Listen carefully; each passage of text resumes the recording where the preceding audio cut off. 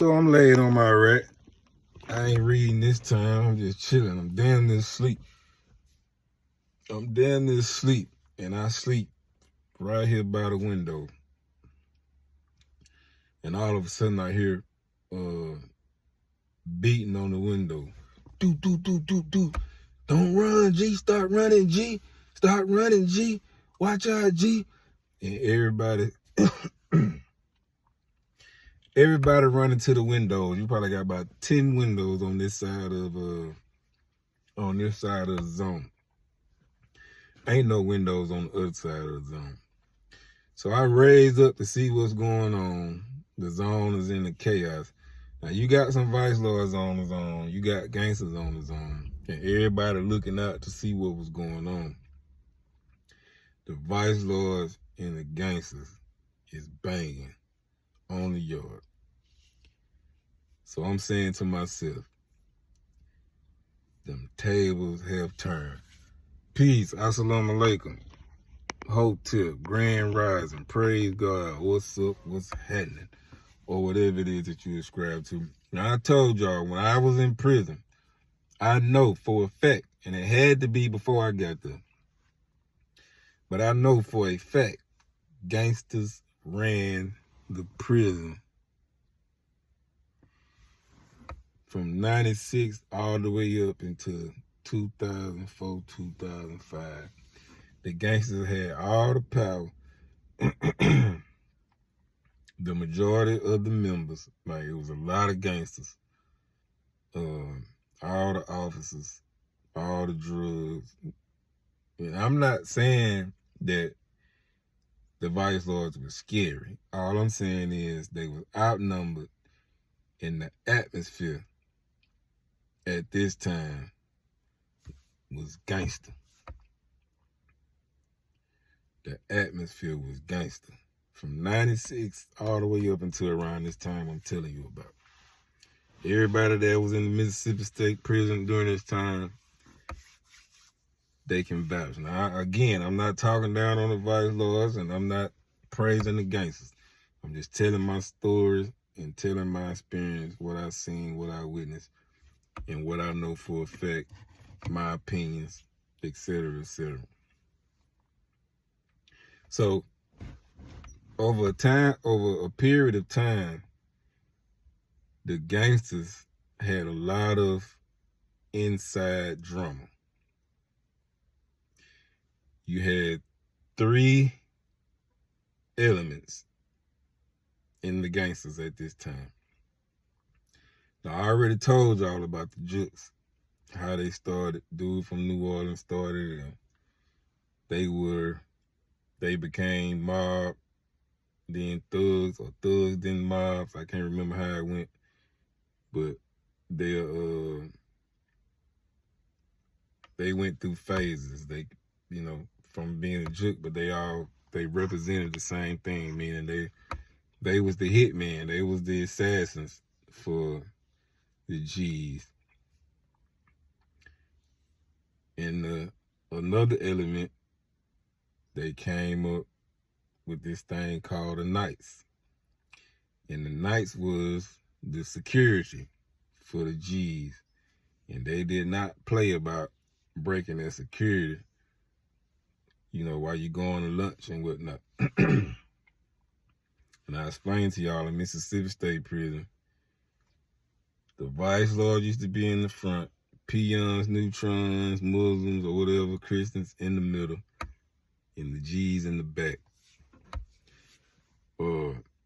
And then the other element is the standing members.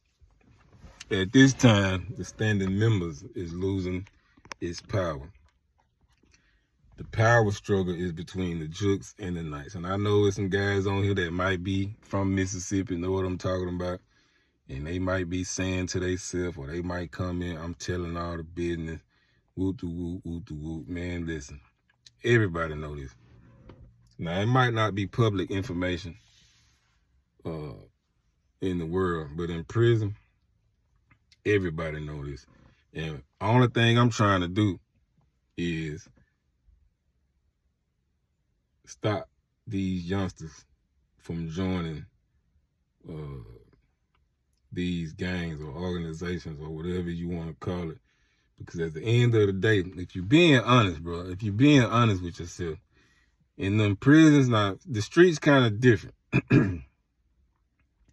It ain't a lot of chaos within the organizations on the streets, because coming to the world talking about you a juke or you a knight, that shit don't fly. But in prison, it's a bunch of chaos, a bunch of people getting more time than when they went in with, a bunch of people getting unalive for the pettiest of reasons, for some zuzus and wham, or they getting crossed out because they ain't go by this law and policy. But you got another dude that's in the same gang, he might be messing with homosexuals. That's a law and policy, and y'all ain't do nothing to him. So y'all pick and choose about who y'all gonna beat up and who y'all gonna put the iron in and who y'all gonna put on PC. So what I'm trying to do for these youngsters out here that's going to prison and joining these gangs and these organizations, don't do it, bro. So you can say what you want to say. You can say what you want to say about me, but if you're going to be honest with yourself, if you're going to be real, you know I'm telling the truth. So that is the atmosphere in the G's, in the gangsters. And so over a period of time, a lot of vice lords and stones start coming to the prison system. And I'm talking about some go-getters. I'm talking about some real live unalivers, like some real stand-up guys. Now, even back when, you know, the G's had all the power and all the numbers, I ain't, you know, I ain't gonna say all of them was scared, you know what I mean? Because it was still some situations that took place that you know, they held up for themselves. I mean, I told some stories about that. But what I'm saying is, the gangsters had the power, they had the numbers. Everybody wanted to be a gangster.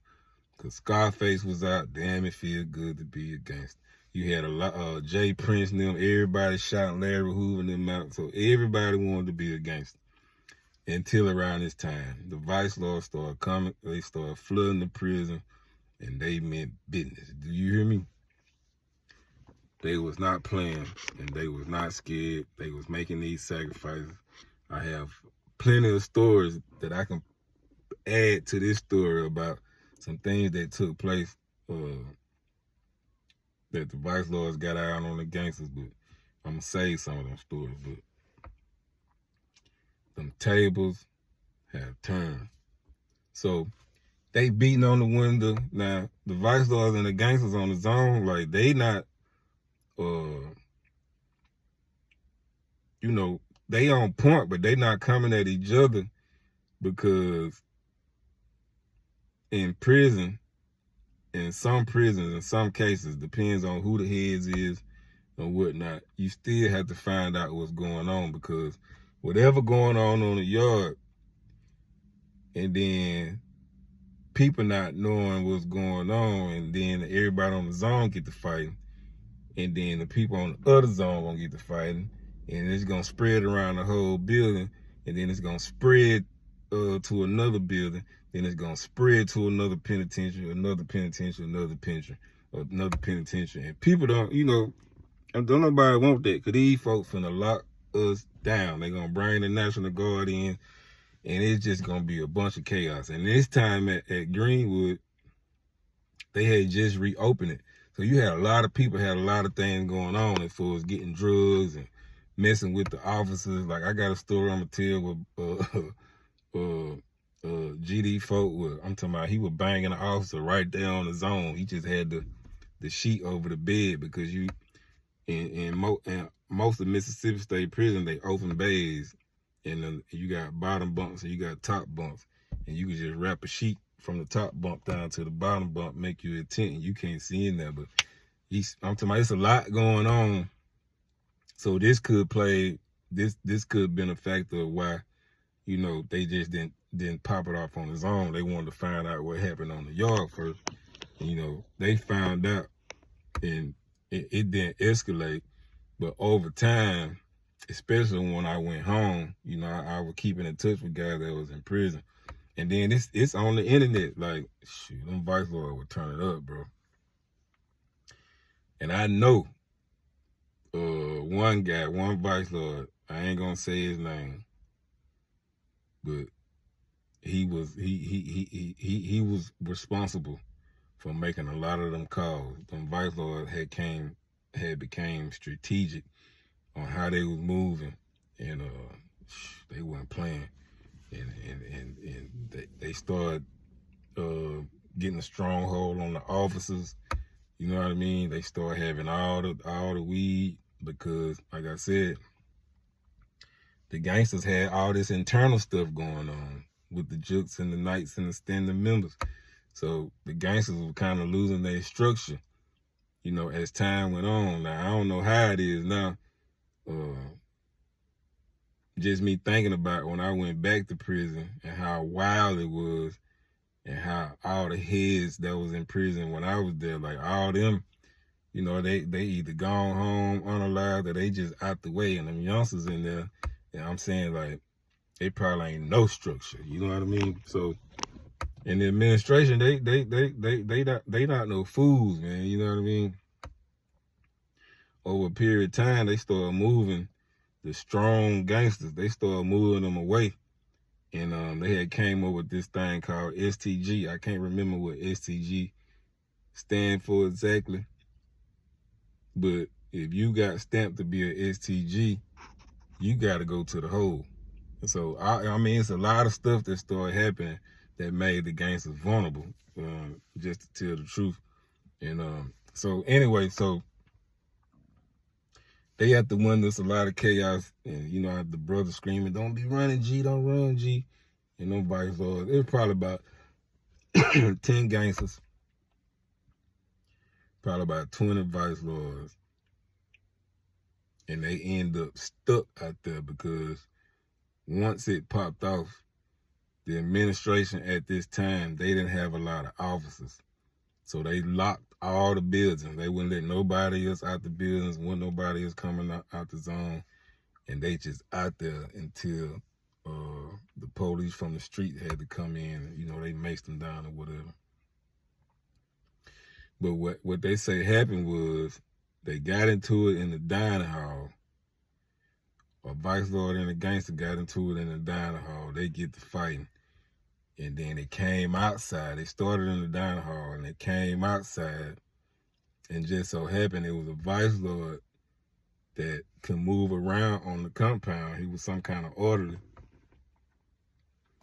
He could move around on the compound, and we found out that he had some knives hid outside. In Greenwood, it was set up like, most of the prisons set up like, you got the buildings, and then you got the yard on the outside of the building. Then you got another building, and you got their yard outside of the building. But in Greenwood, all the buildings is the perimeter, and the yard in the dining hall is in the middle. If you can pick up what I'm putting down. Ain't no fence to separate the building. Everything is in the middle. So they say he had some knives hid out there. And like I told you, I know the dude, the vice lord. I ain't gonna say his name. He was real strategic. I mean, he was really about that, and he wasn't scary. And he responsible for a lot of stuff that went on in Greenwood at this time when it come to vice lords and gangsters. And so the vice lords got access to the knife, man, and they poked every gangster out there, man. Them gangsters was running, man. Now, you had, like, where we was at, it was A building, B building, C building. That was the perimeter. And then you had D building over there. It had a fence because D building was the hole. D building was the hole. So you had a fence right there to separate that separated from the general population. And A building and A, B, and C building was the perimeter, and the yard set in the middle. And you had some of them gangsters trying to jump over the fence, man. I'm talking about they were going at it. They were going at it probably for about 10, 15 minutes before the police off the streets came in, and they maced them. So I'm like, dang, bro, that shit crazy. But what I'm trying to convey is, the paradigm has shifted. The tables turn. And it happens like that. Like, that's the way God, Allah, Yahweh, Jesus, or whatever you ascribe to, that's the way the world is set up. And nothing is going to stay the same. Powers is going to shift. And history teaches us that, like,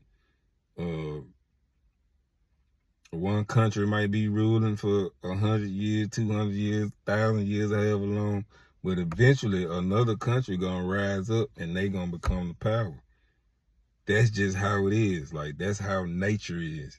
That's how the universe is. That's how God got it set up, bro. So, yeah, them tables turn, cause they gonna turn. Bad boy, what you gonna do? What you gonna do when they come for you? Till the next story, y'all be smooth out here.